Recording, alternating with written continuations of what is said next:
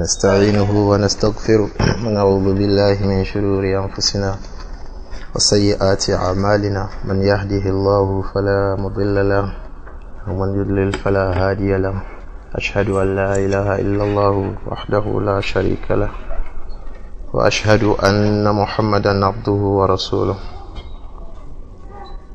يا أيها الذين آمنوا اتقوا الله حق تقاته ولا تموتن إلا وأنتم مسلمون يا أيها الناس اتقوا ربكم الذي خلقكم من نفس واحدة خلق منها زوجها وبث منهما رجالا كثيرا ونساء فاتقوا الله الذي تساءلون به والأرحام إن الله كان عليكم رقيبا يا أيها الذين آمنوا اتقوا الله وقولوا قولا سديدا يصلح لكم أعمالكم ويغفر لكم ذنوبكم ومن يطع الله ورسوله فقد فاز فوزا عظيما. أما بعد, if we look at our Shamail, if we look at the Nuskha of Shaykh al-Albani, which is the Mukhtasar that we have based our readings on, we will find that the next bab is Babu ma ja'a fi khuffi Rasulillahi sallallahu alayhi wa sallam. But the rest of us, like those of us who have the Nuskha of Darul Hadith with the Tahqiq of Sayyid Imran, we are going to see that the next bab is Babu ma ja'a fi Aisha Rasulillah sallallahu alayhi wa sallam. Similarly, those of us who have the Nuskha of Daru ibn Jawzi, we have Daru ibn Jawzi, you find that the next bab is Babu ma ja'a fi Aisha Rasulillah sallallahu alayhi wa sallam. The same thing, the Nuskha of Darul Kutub al-Ilmiyah and other Nusakh, Darul Bayan, Maktabatul Bayan, we find that all these contain that the next bab should be Aisha Rasulillah sallallahu alayhi wa sallam. But in our own Mukhtasar, this Aish comes later in the book, in our Mukhtasar. So, and because we have made the Mukhtasar as our Asl, we should follow the Mukhtasar. So when we get to Babu Aisha Rasulillah sallallahu alayhi wa sallam, for the rest of us, we return to it. So we'll read today, inshallah, from Babu ma ja'a fi khuffi Rasulillah sallallahu alayhi wa sallam, the chapter about what is reported regarding the khuf of Rasulullah alayhi sallam. The khuf is, in English, simply put, leather socks. We all know what socks are. Now imagine what if it is leather. That is khuf. If we read the book Al-Mashu al-Jawrabain, very common book by Shaykh Jamaluddin al-Qasimi, it has the tahqiq of two people. Firstly, Shaykh Ahmad Shakir, and then Shaykh al-Albani rahimahullah. In that book, they told us a lot of resemblance between the khuf and the jawrab. The khuf and the jawrab don't have any difference, except that the khuf is leather and the jawrab is cotton or silk. So if you have cotton or wool, if you have wool or cotton, we have socks. But if it is leather, then you have khuf. So that's why, even aside the nusus sahiha sariha that are clear and authentic regarding al-mashu al-jawrabain, ulama make qiyas of khuffain upon jawrabain, despite the fact that there are clear texts that the Prophet alayhi salatu wasalam, as he used to wipe over his khuf, he also used to wipe over his jawrab. So the difference between the jawrab, there are aqwalus salaf on it, that the difference between the jawrab and the khuf is the fact that the material with which they are made. So the material we are talking about here is leather, and that's why it is called what? Khuf. So it says Babu ma ja'a fi khufi Rasulillah sallallahu alayhi wa sallam. The ahadith regarding the khuf of Rasulillah sallallahu alayhi wa sallam. So it says, An Abdullah ibn Buraidah an Abihi. It's from the hadith of Abdullah ibn Buraidah from his father. Anna Najashi ahda an-nabiy sallallahu alayhi wa alihi wa sallam khuffaini aswadaini sazajaini falabisahuma thumma tawadda'a wa masaha alayhima. أن النجاشي أهدى للنبي صلى الله عليه وآله وسلم خفين أسودين ساذجين فلبسهما ثم توضأ ومسح عليهما صلى الله عليه وآله وسلم. In that hadith it says that أن النجاشي, that النجاشي أهدى النبي صلى الله عليه وآله وسلم, yani he gave a gift to the Prophet Muhammad sallallahu alayhi wa sallam. What is that gift? Khuffaini aswadaini sazajaini. Khuffaini, two hoofs or a pair of hoof. Aswadaini, they are black in color. Sazajaini, pure, the black is what? Unmixed, purely black hoofs or pair of hoof that An-Najashi gave to the Prophet Muhammad sallallahu alayhi wa sallam. Falabisahuma, so the Prophet alayhi salatu wasalam will wear them. Thumma tawadda'a, and thereafter he will make wudu. Wa masaha alayhima, and then he will rub them. He will make masah, he will rub over the hoof. That hadith, as we said again, is the hadith of Abdullah ibn Buraidah from his father. That An-Najashi, we know An-Najashi, his name is Asmaha. An-Najashi is like when you say is the king, is the name, the title of the king of the Abyssinia. We remember that there was hijrah of the companions of the Prophet Muhammad sallallahu alayhi wa sallam in the early days of Islam to Habasha.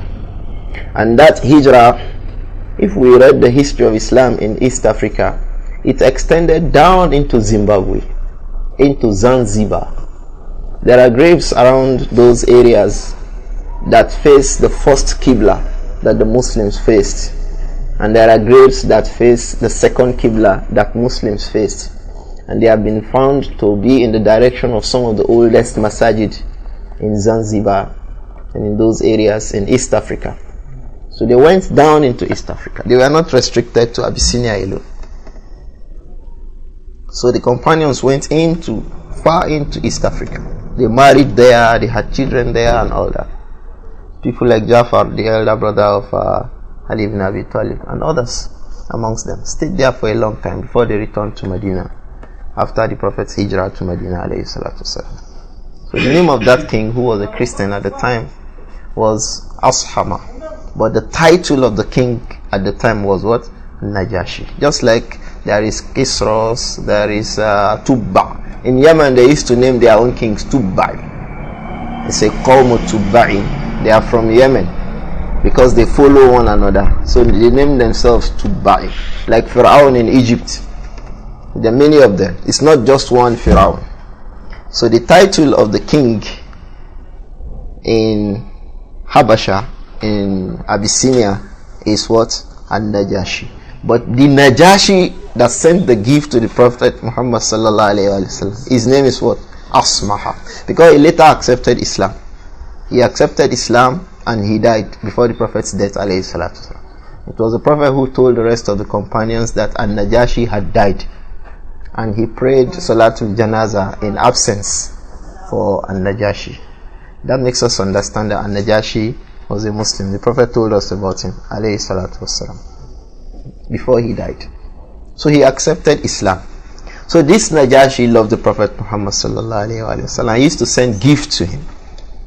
He used to send gifts to the Prophet. From the gift that he sent to the Prophet sallallahu alayhi wa sallam was the woman called what? Maria al-Qibti. She was sent to him. Some people say it was sent to him by Muqawqis, and that appears to be most correct, Allahu A'lam, because Muqawqis was the king of the Copts in Egypt at the time. So the Prophet would accept such gifts, alayhi salatu wasalam. So Najashi sent the gift to the Prophet Muhammad sallallahu alayhi wa sallam. What gift was that? Khuffayn, 2 khufs. And these 2 khufs, they are what? Aswadain Sazajain. They are purely black hoofs. They are not mixed with any color. Falabisahuma. So the Prophet will wear those hoofs. Alayhi salatu wasalam. Thumma tawadda'a wa masaha alayhima. So he will make wudu and he would make masah on the hoof. So this hadith, firstly, is evidence that a Muslim can accept gifts from Ahlul Kitab. It's evidence that a Muslim can accept gifts from Ahlul Kitab. Many of the scholars who commented on this hadith have mentioned that benefit. Shaykh al-Albani mentioned it here, and others like Imam al-Haytami mentioned it. Mullah al-Qari mentioned it. And this hadith is evidence that a Muslim can accept gifts from Ahlul Kitab, non-Muslims, from the people of the Jews and the Christians. So the Prophet ﷺ, labisahuma, he will wear the 2 pairs, the pair of hoofs, leather socks. Thumma tawadda'a. Thereafter, he will make wudu wa masaha alayhima, and then he will rub upon the 2 hoofs. But here, this hadith appears as if he will just wear the hoof and then make wudu, rubbing over it. But the correct thing is that any person wearing a hoof or who wants to wear a hoof, that he will make al-mashu over al-khuffayn. If he makes wudu, he must wear them when the hoofs, he must wear them when he had performed wudu, as is in the hadith of Mughira bin Shurba, that one day the Prophet ﷺ was making wudu and he was wearing his hoof. So he attempted to remove the hoof when the Prophet ﷺ got to the stage of washing his feet. So the Prophet ﷺ said to him, he said, da'ahuma, leave them both. فَإِنِّي أَدْخَلْتُهُمَا طَاهِرَتَيْنِ. He said, leave them both. فَإِنِّي أَدْخَلْتُهُمَا طَاهِرَتَيْنِ, because I wore them طَاهِرَتَيْن when I was pure, when the 2 feet were pure. There is riwayah of this hadith is in Bukhari and Muslim. There is riwayah Musnad Imam Ahmad that adkhaltuhuma wa huma tahiratan. There is difference between the 2. He said adkhaltuhuma tahiratain, adkhaltuhuma wa huma tahiratan, and they mean 2 different things. Adkhaltuhuma tahiratan, the first riwayah, the riwayah of Imam Ahmad and others, it shows that adkhaltuhuma tahiratan wa huma tahiratan, I wore them when he wore the first feet he had already washed it from wudu, so he wore the socks. Then he washed the second leg in the wudu and wore the socks. Wa huma tahiratan. This is what it means. Adkhaltuhuma tahiratain, I wore them when the 2 feet were already clean, meaning I had finished the wudu, the 2 legs were already washed before I now wore the socks. This is the difference between the 2. So some scholars say yes, what it means is that if you want to wear socks, the ruling applies to socks. So don't say they are talking about hoof. It applies to socks. If you wear a socks, or you want to wear a socks, after which you'll be making mashu on it, or a shoe, na'al, or anything that is worn on the feet. Because the most correct opinion, as is said by Shaykh Muhammad ibn Salih al-Uthaymin in his Majmu' Fatawa, that the most correct opinion is that anything that is worn on the feet, we can make mashu on it. Anything that is worn on the feet, you can make mashu on it. It's not restricted to the socks or the hoof or the na'al. Anything that is worn, that this thing is worn on the feet, you can make masah on that thing. So the rule applies to them. But before you can make that masah on it, if you want to make wudu, you must be in the state of wudu. But the two legs, must you be in the state of wudu such that you would have washed the two legs, such that you'll be walking on wahuma tahiratain or wahuma tahiratan, by having to wash one feet, you wear the socks or the shoe or the slippers or the whatever, and then the second leg, and then you wear the second leg. So some of the scholars say either of them is right because they have come from riwayat. Alaykum salam wa rahmatullah. But some others, like Muhammad ibn Salih al-Uthaymin, Shaykh Muhammad ibn Salih al-Uthaymin rahimahullah, has the opinion that what is correct is that we should wear the two socks after having washed the 2 feet. So he brought a riwayah from Sunan ad-Daraqutni that he said alayhi salatu wasalam, إِذَا تَوَضَّأَ أَحَدُكُمْ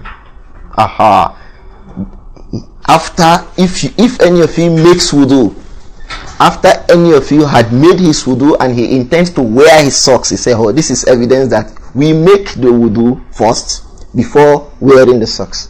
But yet some of the scholars say no, yes, that is wahuma tahiratain. But there is a riwayah that makes us understand that it is also permissible to wear each of the legs one after the other. So the easiest thing, ikhwani, is that leave the two riwayah as they are. That a person could wear his socks of 1 feet after washing the feet, or his hoof or his shoe or his slippers, wash 1 feet, wear one, wash the second one, and wear the next one, such that if you need to make wudu, you can now rub on both. It suffices. What we are saying is that the Prophet Muhammad sallallahu alayhi wa sallam said, Da'ahuma, he said to Mughira bin Shu'bah radiyallahu anhu, leave my 2 socks, I don't need to remove it now, because adkhaltuhuma wa huma tahiratan, because I wore them when I was pure. Meaning that if it were not that he had worn them when he was in a state of wudu already, it would have needed that he removed them, washed them, and wore them again. So he would not be able to make what? Masr. So, but because he had made wudu before wearing them, then it was permissible for him, alayhi salatu salam, and the rest of us to do what? To make masr subsequently when we are making wudu. So this hadith, it says, ثُمَّ تَوَضَّأَ وَمَسَحَ عَلَيْهِمَا. Then the Prophet sallallahu alayhi wa sallam made wudu and then made mashu ala al-khuffayn, that he rubbed the khuffayn. It would have meant that he had made wudu before he wore those 2 hoofs. That now, when he now needed to make wudu again, all he needed to do was what? Mashu ala al-khuffayn. This issue of rubbing over the hoof, if you read books of Aqidah, you see it in it. You see on issues of Aqidah, is a mas'ala fiqhiyah. But if you read books of Aqidah like Sharh Sunnah Imam Barbahari, you see it. And other books of Aqidah, even in Tahawiyah, it's there, on Mas'al al-Khufayn. Why? Because there are 2 groups amongst the people of Bid'ah that are known to oppose al-Mas'al al-Khufayn. And those are the Shia and the Khawarij. They oppose al-mashu al-khuffayn or al-jawrabayn or al-na'layn.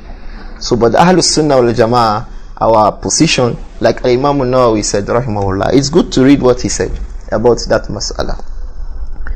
Al-Imam an-Nawawi rahimahullah said, أجمع من يؤتد به في الإجماع على جواز المسح على الخفين.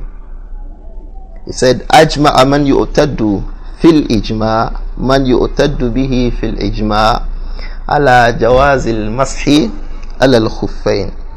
All those whose comments matter on the issues of ijma. It means when there are issues of ijma, there are some people who will say no, we don't accept. Ulama will say they go and sit down somewhere. Who are you not to accept? So that's why he said, Ajma aman yu'taddu bihi fil ijma. Those whose comments matter on the issues of ijma are agreed on the fact that what? Ala jawaz al-mashi ala al-khuffayn. That it is permissible for the Muslim to rub upon his khufs fi safari wal hadari, whether he is on a journey or he is at home. And we know the difference between the two. The person who is on the journey has 3 days and their nights to keep his khuf, and the one who is at home has a whole day and night to keep his khuf. Some of the scholars have asked, when does he start counting? He said when he makes the wudu and wears the khuf. So that's when he starts counting. So he counts 3 days and 3 nights if he's on safar, and he counts 24 hours if he's in the house. This is usually useful for women who don't go anywhere and who usually wear socks. They're just making their must. Or those Boko oriented people who are in offices wearing socks here and there. Just be making your mashu ala khuffayn. Even you wearing your shoe, we'll come back to that. Your na'al, your sandal, you could make mashu on it, such that it's not all the time you need to remove your sandals, because you could make al-mashu and al-na'alain also. So he said, fi safari wal hadar, whether we are on a journey or we are at home, sawa'un kana li hajatin aw li ghayriha, whether we have a need to do so, like cold.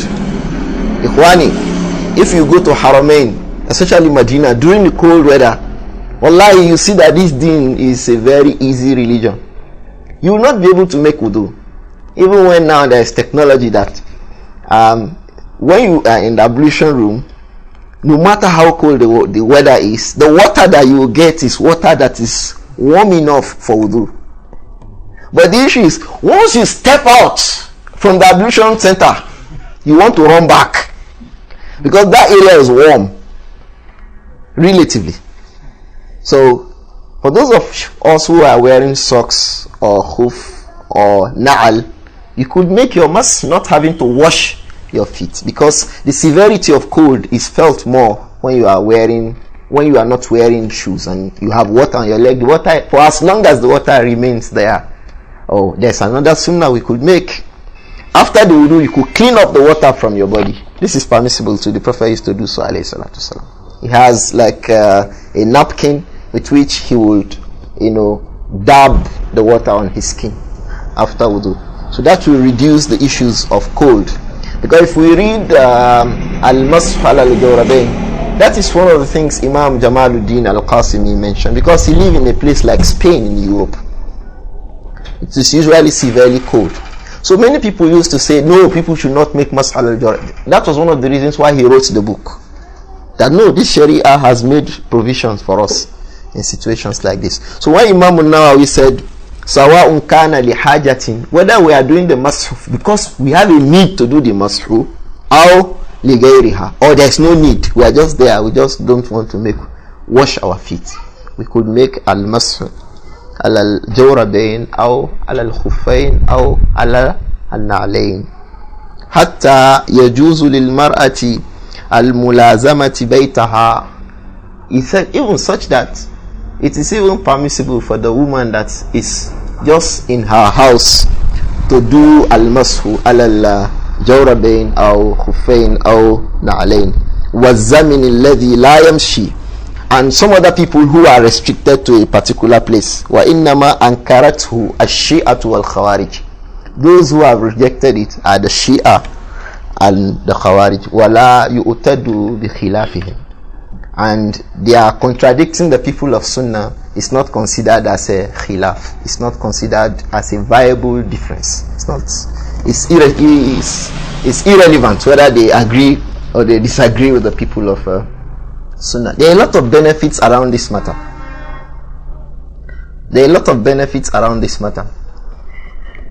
One of the scholars was explaining why is it that issues like this are even found in the books of Aqidah. Al-Masf al-Khuffayn. Why? He said because it is known with a group of people. So if we know a group of persons or a person who makes inkar of this, we start letting him understand that look, what you are doing is one of the major things that the Shia or the Khawarij they do. And they do that in opposition to the people of Sunnah. So many of the scholars have spoken about that. This comment by Imam Hassan al-Basri on al-Masu al-Khufayn is also very important. So we'll read it too. Al-Imam Hassan al-Basri is a tabi, that is from the students of the companions of the Prophet Muhammad sallallahu alaihi wasallam. He said, "Haddathani sab'una min ashabi Rasulillah sallallahu alaihi wasallam." I have been told by 70 of the companions of the Prophet Muhammad sallallahu alaihi wasallam, anna Rasulullah sallallahu alaihi wasallam, that the Prophet Muhammad sallallahu alaihi wasallam kana yamsahu ala al-khuffayn, that the Prophet used to make al-mashu ala al-khuffayn. He used to rub on his khuf. Al-Imam Hassan al-Basri mentioned that when Imam Ahmad bin Hanbal was asked about al-mashu ala al-khuffayn, this was the answer he gave. Hassan al-Basri said, 70 companions said to me that the Prophet alayhi salatu wasalam used to make al-mashu ala al-khuffayn. And in his own evidence in Imam Shinkiti rahimahullah, in Adwa al-Bayan, when he was explaining Ya ayyuhalladhina amanu, the verse in Surah Al-Ma'idah, Ayatul Wudu, he said that idha kumtum ila salati faghsilu wujuhakum wa aydiyakum ila al-marafiq wamsahu bi ru'usikum wa arjulakum ila al-ka'bayn. This is what we know. But there's qira'ah of wa arjulikum ila al-ka'bayn, which would refer to at wamsahu. So Imam Shinkiti said rahimahullah, al-mashu huna ala al-jawrabayn wal-khuffayn wal-na'layn. He said the riwayah is authentic, that wamsahu bi ru'usikum wa arjulikum.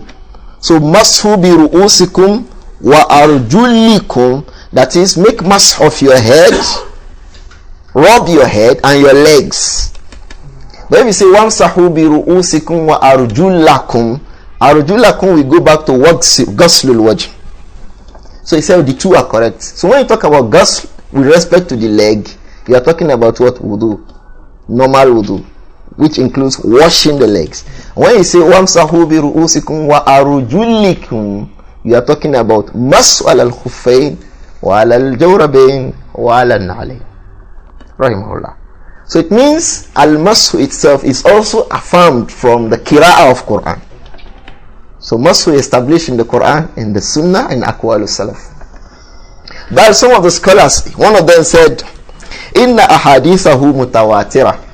The ahadith regarding al-masu al-khuffayn, they are mutawatir. Wa akhsha an yakuna inkaruhu kufran.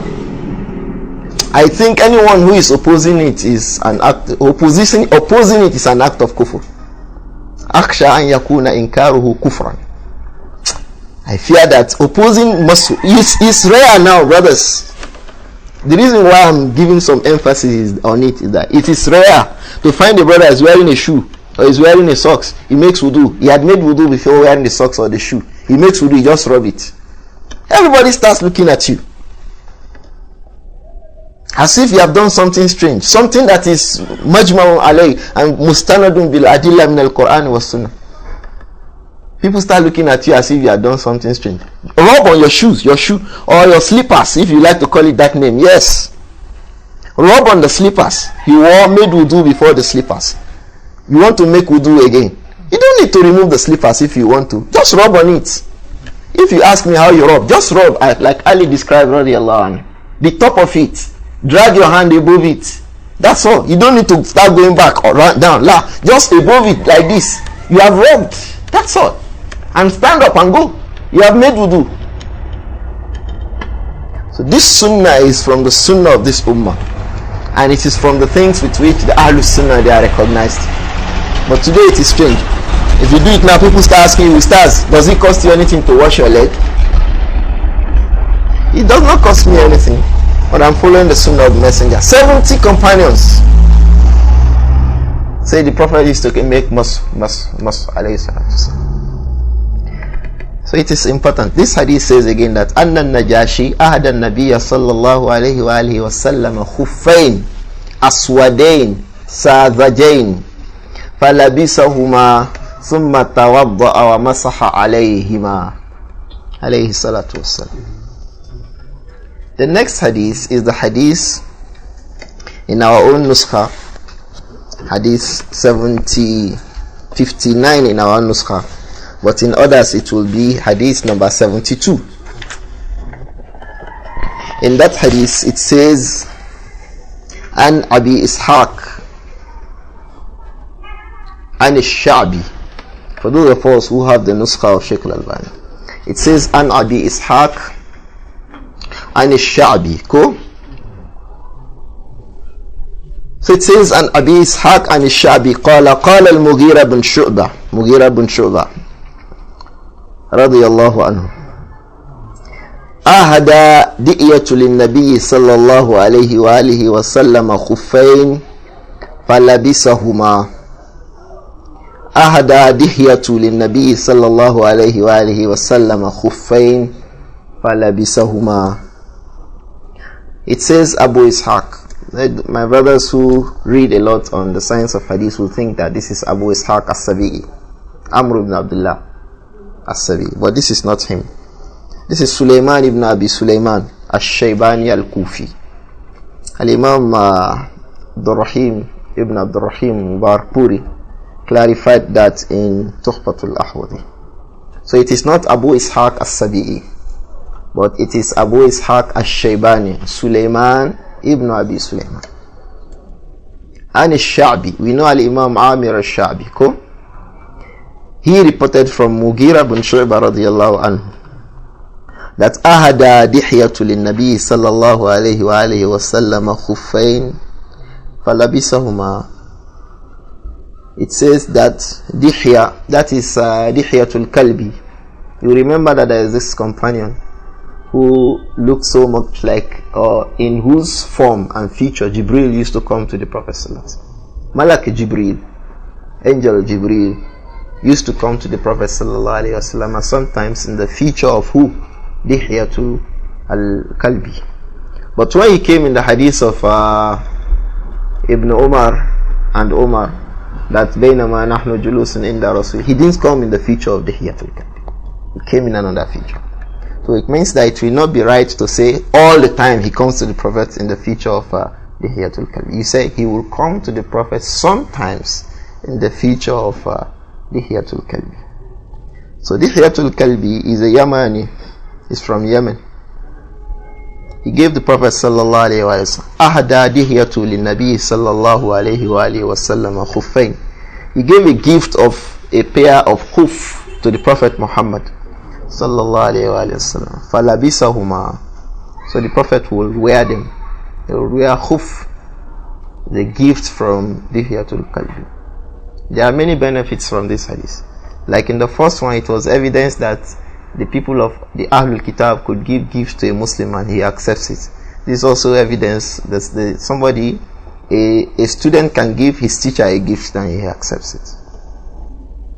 Okay. So my teacher, take, he accepts it. My boss in the office, take, I accept. His father, take, I accept it. Because he said alayhi salatu wasalam that ana la manzilati abawaykum u'addibukum.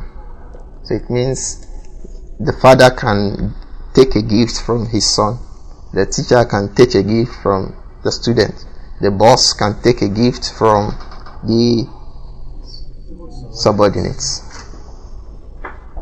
So Dihyatul Kalbi gave two khuf, a pair of khufs to the Prophet sallallahu alaihi wasallam.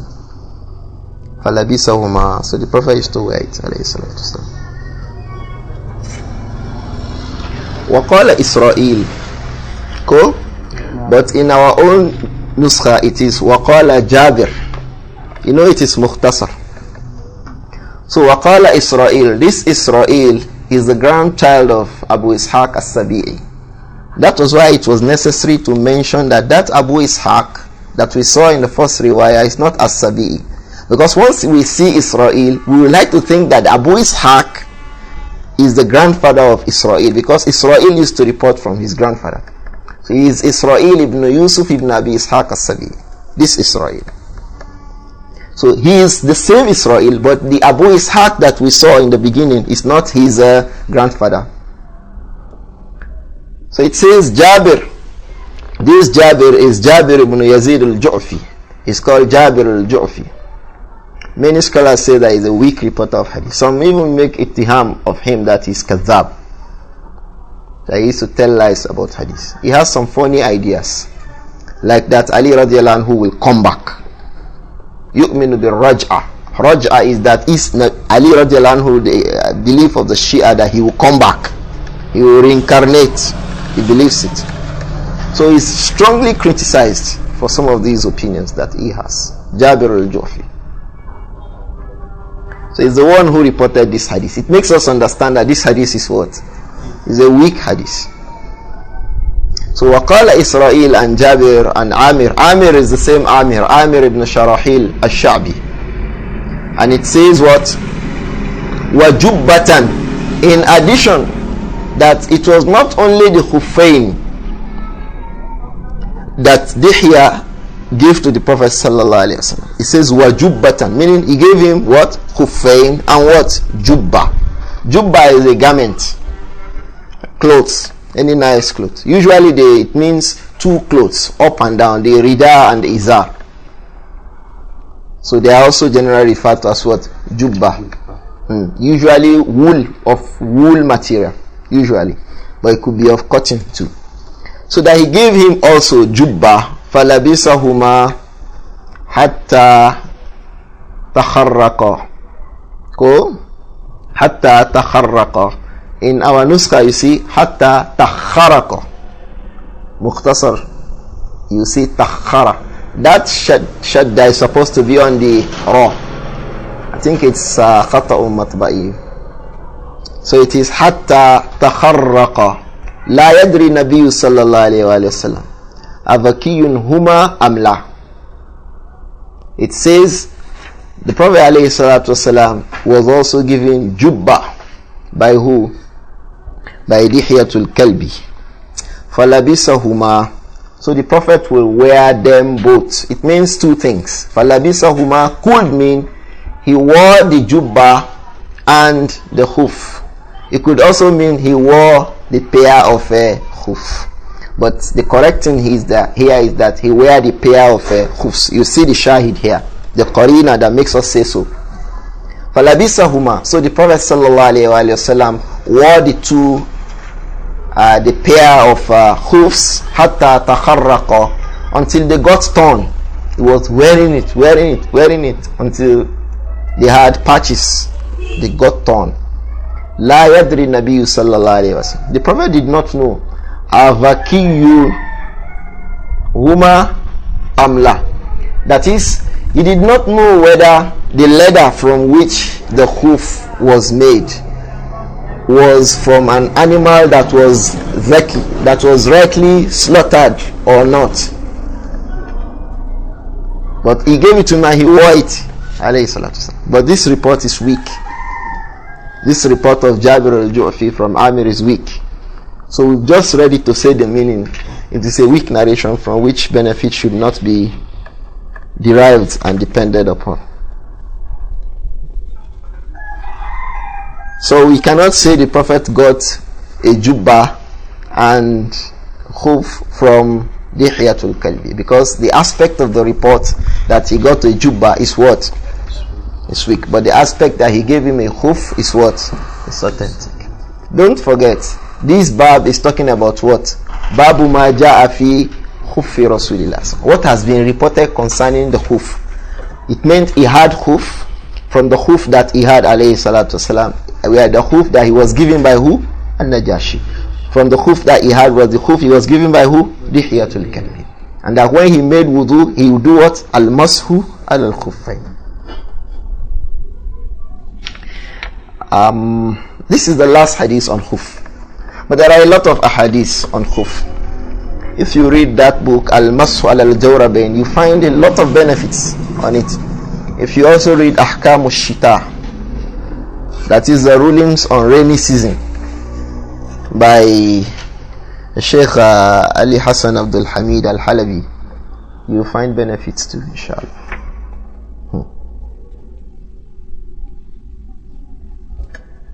The next bab, inshallah, is Babu ma ja'a fi na'li Rasulillahi sallallahu alaihi wasallam. The chapter on what has been reported about the na'al of the Prophet sallallahu alaihi wasallam. There's one benefit in that chapter that we didn't mention.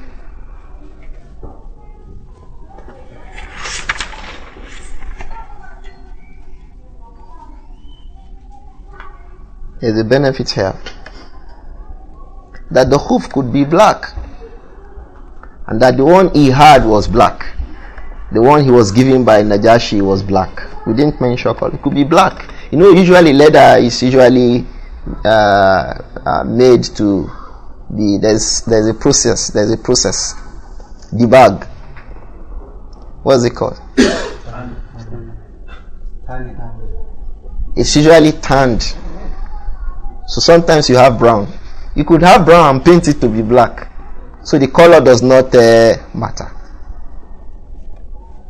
On the shoe of the Prophet Muhammad sallallahu alaihi wasallam, the word na'al is generally what we wear on the leg of shoes.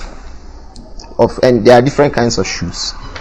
But any of the kinds of shoes, the word na'al could be employed. That was what Ibn Hajar said rahimahullah in Fathul Bari. The first hadith for us is hadith 60. For the rest of us is hadith 73. An Qatada qala qultu li Anas ibn Malik kayfa kana na'lu Rasulillahi sallallahu alayhi wa sallam qala lahuma qibalan. An Qatada qala qultu li Anas ibn Malik kayfa kana na'lu Rasulillahi sallallahu alayhi wa sallam qala lahuma qibalan. Qatada ibn Di'ama as-Sadusi is a tabi'i, and he met two companions al-qawl as-sahih. He met Anas ibn Malik and Abdullah ibn Sarjis. So he's a tabi'i.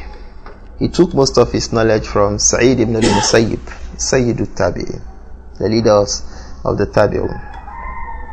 So Qatada radiyallahu anhu rahimahullah was always with Anas ibn Malik. He learnt a lot from him too in Basra, because he is Basri too. So he said, Qultu li Anas ibn Malik, I asked Anas ibn Malik, Kayfa kana na'lu Rasulillahi sallallahu alayhi wa sallam? How was the na'l of the Prophet? How were the shoes? Did the shoes of the Prophet used to look like? How was it? So qala, Anas ibn Malik reported that lahuma qibalan, his shoes had qibalan, two qibals. His shoe had two qibals. The qibal are two ropes, two straps. They have two straps. If you pick what we will call a slippers now, you see one strap going like this, one strap going like this. Those are two kibalan. It says lahuma kibalan. Each of them has what? Two straps. Each of them has two kibals, two straps. Some of the scholars explain it better. They say these straps are connected to what they refer to as shas. The shas is called the shoe tongue in English. Tongue. T-H-O-N-G. The tongue is the one that connects the two straps and goes into the shoe. That is in between, the one in between which you keep your toe and the next finger. You know that? That's called shas. So the shas connects the kibalan, that is the straps. The shoe tongue connects the two straps into the feet of the shoe, or as we like to call it, slippers. So that was how his shoe looked like, alayhi salatu wasalam. But the kibars could come in another way. I saw that after Salatul Asr today. I saw somebody wearing two shoes, wearing a shoe. It came to my mind that this shoe could also fit into this, because it has two kibars. The kibars are the straps. The straps could come like this and come like this. It will still hold the legs, even if the chest is not there. It could cross the top of the feet, such that one strap goes like this, the other one comes, transversely like this. The both of them inside the leg, inside the feet of the shoe. You see, it will still hold the leg. So it could still be, this could still be translated as lahuma kibala. Whether there is a chest connecting the two kibals or not, the fact remains that there are two kibals, there are two straps on the shoe. So that could be from the interpretations of kibals, that lahuma kibalan. So that hadith is the hadith of Anas ibn Malik. This is evidence that the Tabi'un usually ask how the Prophet used to do something. What cloth does he like best? How does he comb his hair? What shoe does he wear? How does he do that? I don't think Muslims today really have time for that. Many Muslims today can't tell you the name of the mother of the Prophet Muhammad. I tell you this. The Prophet's mother's name, many people can't tell you. Is that when they will have time to start asking you how the Prophet used to wear shoe? If he like, let him wear shoe. If he doesn't like, let him wear shoe. Let him not wear shoe. The salah that he says that they should perform as he performed so that they could enter the Jannah, are they performing it as he performed it? Have they ever asked how the Prophet used to pray?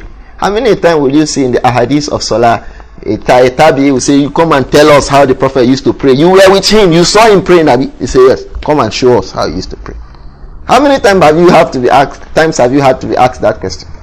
Somebody say and say, Afa, please, how did the Prophet used to pray? Salat. Come and tell us how he used to pray.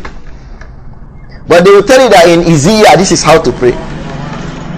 In Ashmawi, this is how to pray. But they won't ask you how the Prophet used to pray, alayhi salatu salam. And the prayer that Allah will accept and reward is the prayer that the Prophet used to pray that he taught us, alayhi salatu salam. And that was why the companions were very stern against people when they see them. There are reports from Ibn Mas'ud and Hudhayfa. Hudhayfa ibn Yaman radiallahu anhu saw somebody praying. He asked him, about how long have you been praying like this? He says, for some time. If you pray like this for 40 years, Allah will not accept your prayer. Salat. The Prophet himself saw somebody praying. Al-Hadith Musi Salatahu. He saw him pray. He said, no, irji fasalli fa innaka lam tusalli. Go back and pray because you have not prayed. But the man prayed 3 times. Go back. The man had to complain, oh Prophet, you see what I have done? That is the best I can do. Yet the Prophet didn't say because it was the best he could do, then it was permissible. He was still telling him that you have not prayed, even if the man had prayed. So it meant many people are praying even when they are not praying. They are praying because they are going up, down, showing the features, but they have not prayed the prayer that was taught to them that will be accepted. So when people have great negligence regarding this, is that when they'll be asking you the shoe? Do we understand? Is that when they'll be asking you his prophet's shoe, prophet's cap, prophet's dyeing of his hairs? How does he look? No, they are too busy. Mankind is too busy with that. But the Tabi'un used to ask. That's why they are from the Qurun al-Mufaddala. They are from the most virtuous periods. So they will ask about the Prophet's shoes, so that they will make their own shoes like that. That was the reason. Imam Ahmad bin Hanbal, he says there is no hadith that he has not acted upon.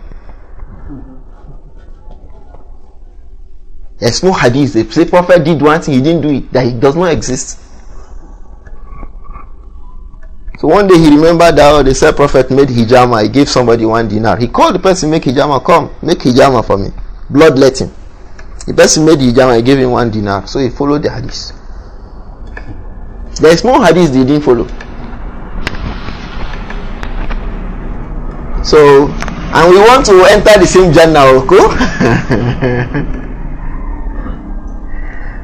So the next hadith is 74 for the rest of us. But for those of us with the Mukhtasar of Shaykh al-Albani, it is hadith 61.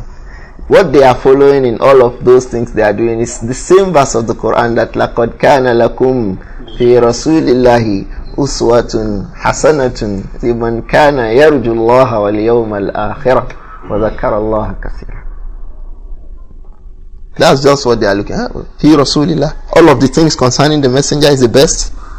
That is what we will do. So in the next hadith, it is an Ibn Abbas radiyallahu anhuma, kana lina'ali Rasulillahi sallallahu alayhi wa alihi wa sallama kibalan masniyu shirakuhuma. The rest of us will see Muthanna. Go. The two of them, they are correct. In some riwayat it is Mathniyu. In some riwayat it is what? Muthanna.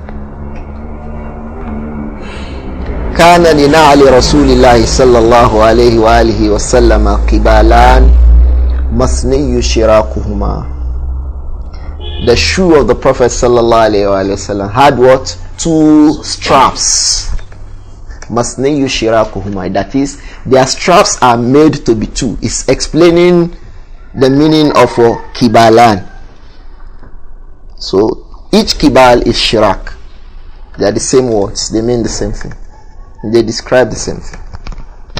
So his shoes have two straps. The shoes that he wears has two straps. So it may look like a surpass as we know it, it may look like the others described.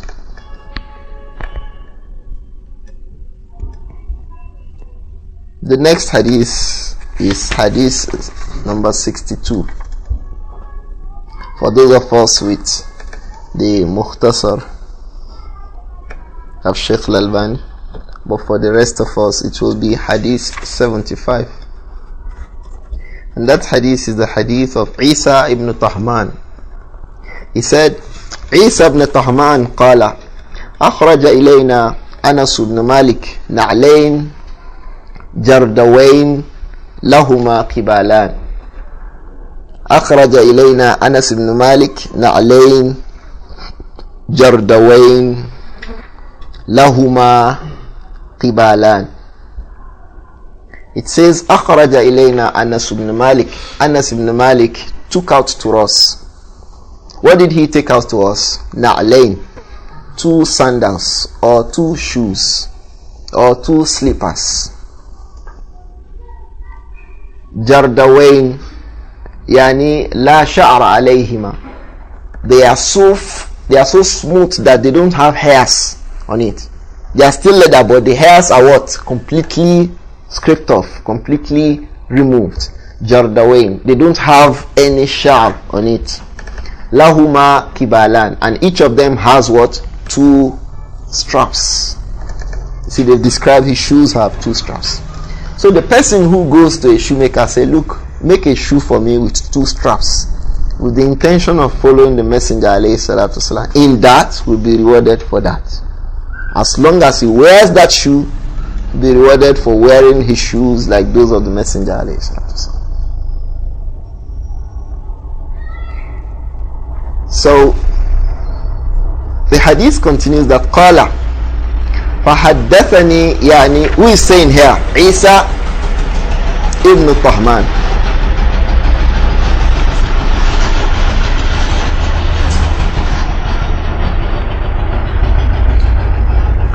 So who is speaking in this qala?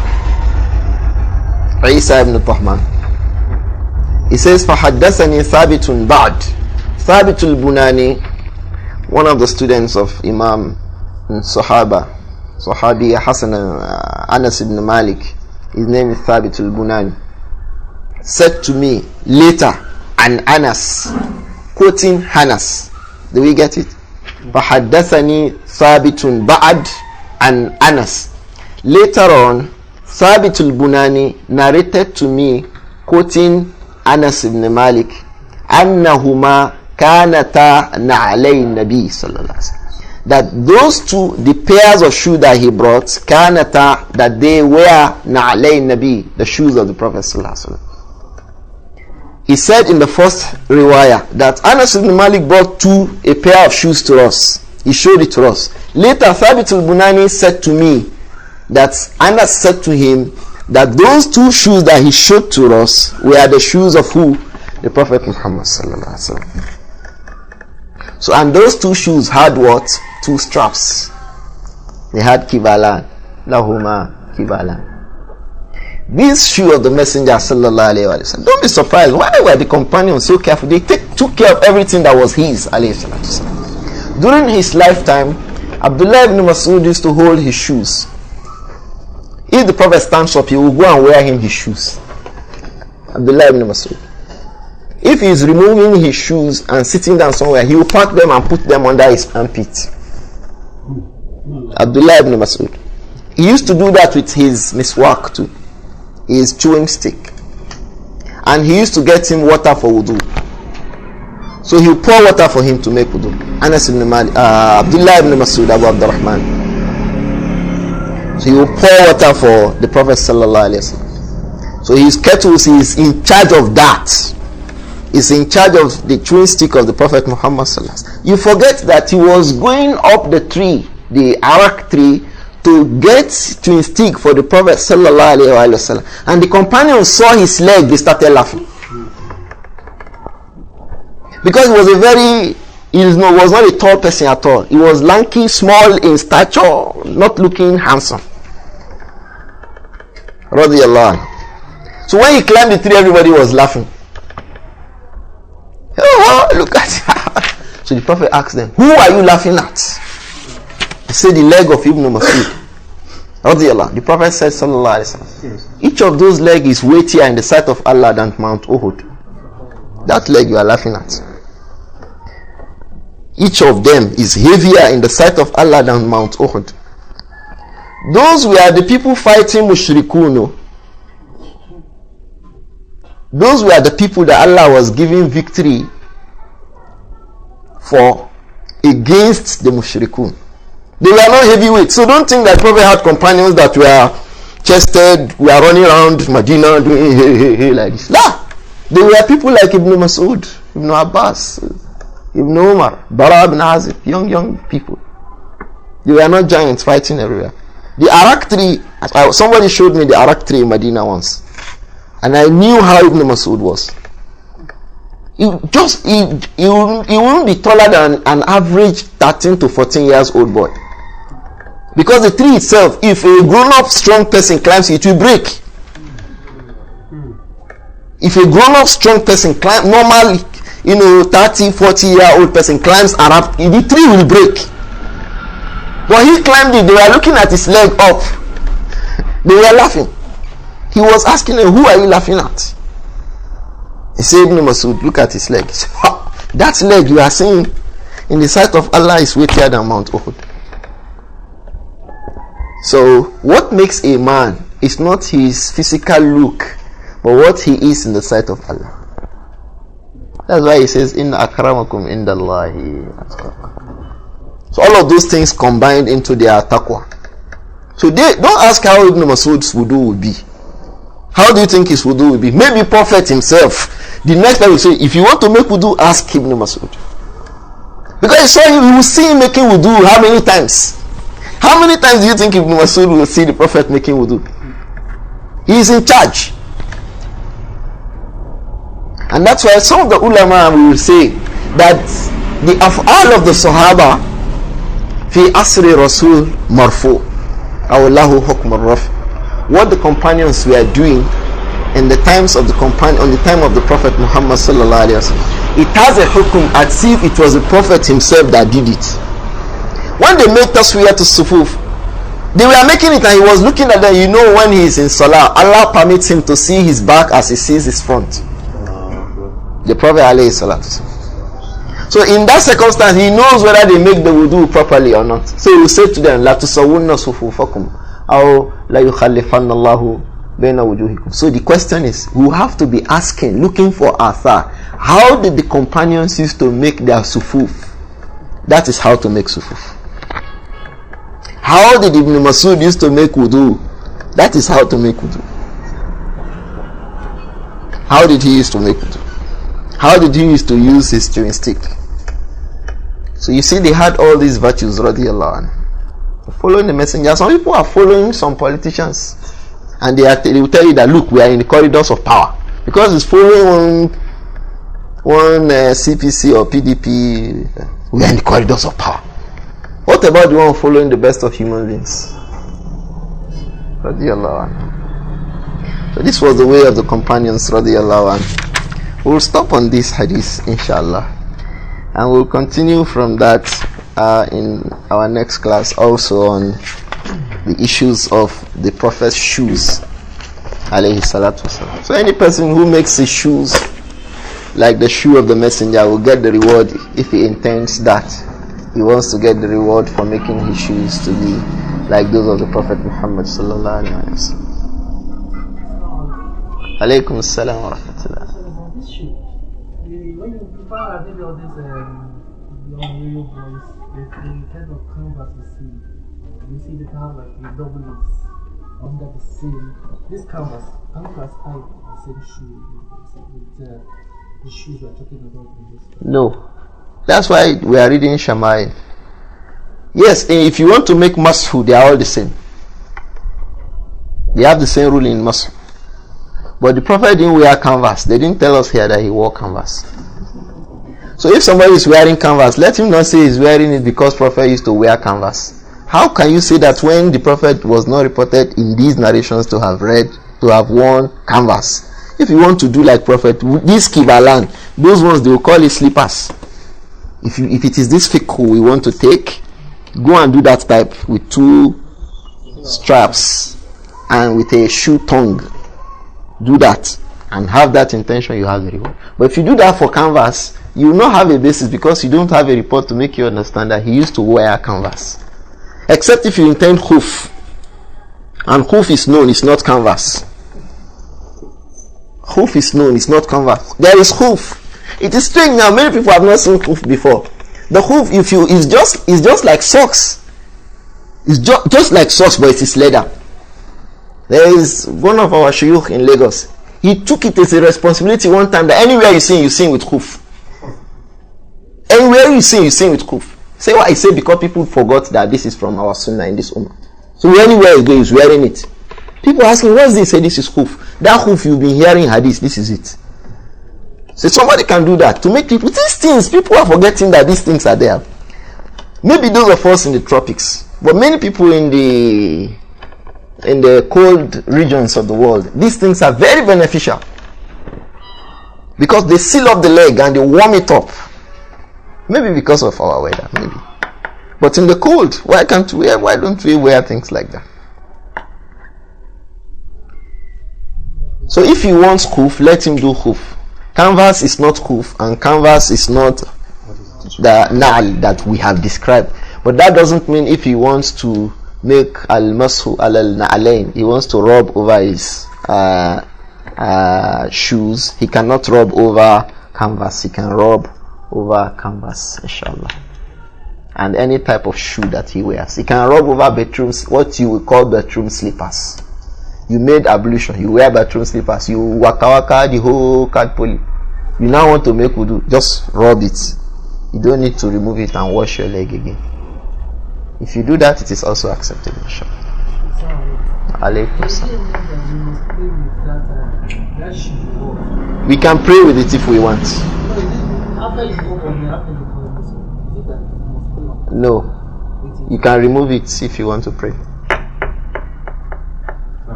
Alexa, don't be surprised that I say you can pray on the slippers or the shoe. You will read the hadith here, you see it. In fact, there are hadiths where the Prophet said, alayhi salatu wasalam, that be different from the Jews and the Christians. They don't wear their own shoes to the places of worship. You, when you enter place of worship, wear your shoes. The ahadith are authentic. And Shaykh Rabi al-Madkhali wrote a whole book on that. Wearing shoes to worship places. He brought one athar, the other was very interesting. We'll get there. If we read the hadith, we'll mention the fiqh around that. That Abdullah ibn Mas'ud and one of the companions, I think it was Abu Musa al-Ash'ari, we are traveling. So they got to a place they wanted to pray.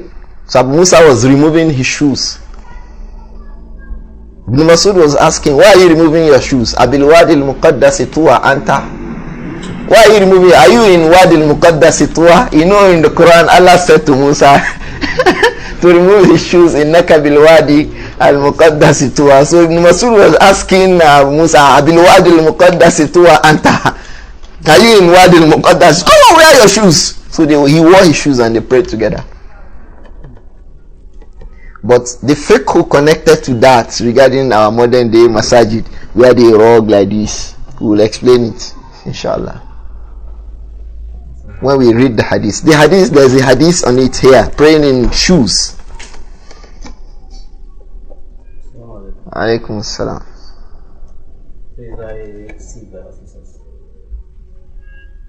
Based on the hadith of Zakat.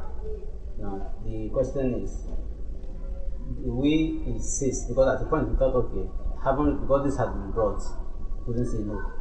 But instead of telling students that no one should bring gifts again to teachers, because of the fear of what will come up from you on that. So, learning this today now, I mean, little fix. Yes, the problem is the basis of the teachers being in the school themselves.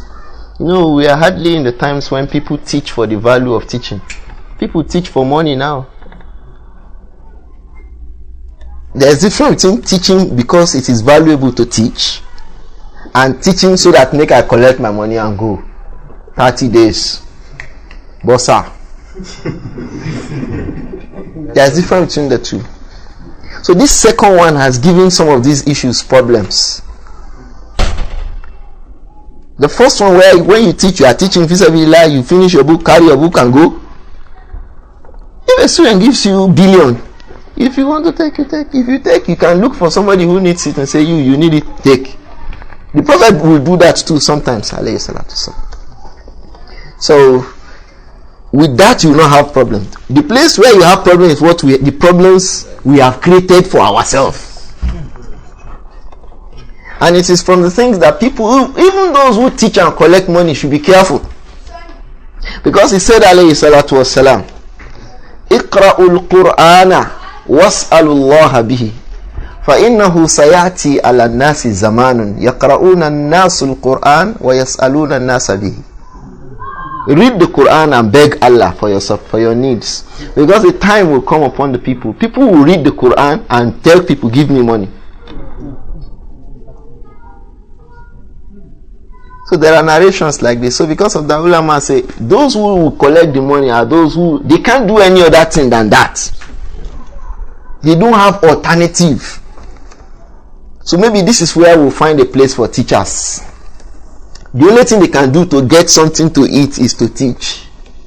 Because if you say you are a student of knowledge, talibul ilm, nobody send you. You know, in the early times, the people who learn Islam and teach Islam, the community sees them as the holders of the peace and the stability in the community. Yes, so they take care of them the way they take care of lecturers now. Because now communities see lecturers as people who contribute to the development, human development. So what those people in the masajid telling people ati ullah ati rasul, they are not developing human beings. You don't understand what I'm saying. Because the communities, the value, what the community values has changed. Otherwise, those who teach should not have a problem of looking around for what biscuit, packet of biscuit that students will bring for them. No, they should not be looking forward to that. Or 15,000 naira that proprietor of school will give them at the end of 30 days. Or 20,000 naira. Or those of them who teach in big scholars can get. So, but this problem, we can find justification for what they are doing because, say, they don't have any other thing they can do. That's what some of the scholars have said. Okay, they can do it within need. Imam Shinkiti discussed this at length in his tafsir on Surah Al-Hud. Surah Al-Hud. There's a verse in Surah Al-Hud when one of the Anbiya was saying, Kul ma as'alukum ajran in ajriya illa ala Allah. He discussed it. And so they bring many evidences from the Quran. In any case, it is if they now collect the money, in cases like this, if the school now say, okay, don't collect any gifts, because all is about jawaz, collecting the gifts is jaiz, permissible. So if the school says don't collect gifts, suddenly dhari'at al-fitna, it is giving precedence over the jawaz of collecting the gift. if the school says don't collect gifts, so that there is no problem because gifts have been collected, we know the kind of problem that will come as a result. If one student bring 1 million naira check for English teacher, the student will pass. Secondary school teacher, he has never touched 1 million before. Say, I beg, I go pass him. So he will be threatened. He will be, his iman will shake. Let me just do this one and make it stick fast. He will be saying so many things. So schools say no gifts. Don't take gifts. So I think it will have a value. It will have a place in the Sharia if the school says the teacher should not take a gift because of fitna. Because saddu zari'a muqaddamun ala jalbil masalih. In the Sharia, to close the door to an evil is giving precedence over, seeking benefits, things that are beneficial. So we'll say then it is not permissible in that case for the teacher to take the gift, unless if the school reviews the law, because another thing could happen that to make them feel that they should review the law. Otherwise, it is still safe to say, based on the qawaid of the Sharia, Allahu Alam, that the teacher should not receive such gifts. Allahu Alam. But if it's a teaching of just come, read karatu and go, and then one day the student is coming. 2 weeks ago, a brother told me he's using one jalopy car. So I said to him, brother, change this your car. He said, Inshallah, Allah has changed it for me. I said, how? He said, you just tell me. One brother just look at him and said, look at the jalopy car. He said, they sent a Jaguar to him. Jaguar. It can happen. And we are driving the Jaguar. Because Allah's mercy knows no bounds. Abdurrahman ibn Auf and Uthman ibn Affan were the ones they used to spend on the household of the Messenger. After his death, they took care of his family. Ibn Auf and Uthman. This is from that too. Many of the people who learn today are selfish. Many of the teachers too are selfish. Shaykh al-Albani rahimahullah, one of the things that was said about him is that if you want to buy something together with him, before you bring money, he has brought the money. And then when you ask him, he will say he wants to be different from those teachers who are waiting for their students to be giving them money. He wants to be different. Don't give me money. Instead, take. If you listen to the audio of the visit of Abu Sulaiman al-Ma'ribi to Shaykh al-Albani, he brought a gift from Sheikh Mukbil to Shaykh al-Albani. And he was saying, now, a book, yes. It was a book. It was Shaykh al-Albani requested from Sheikh Mukbil that he should send the book to him. If you buy the book and send it to him.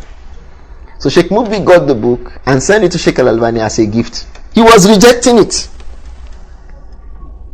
He said, why are you rejecting? He said, al-matlub la yuhda. What you ask, if you say, give me so thing, or help me buy so thing, you don't give me as a gift. If I say, brother, buy keke for me, buy the keke, give me.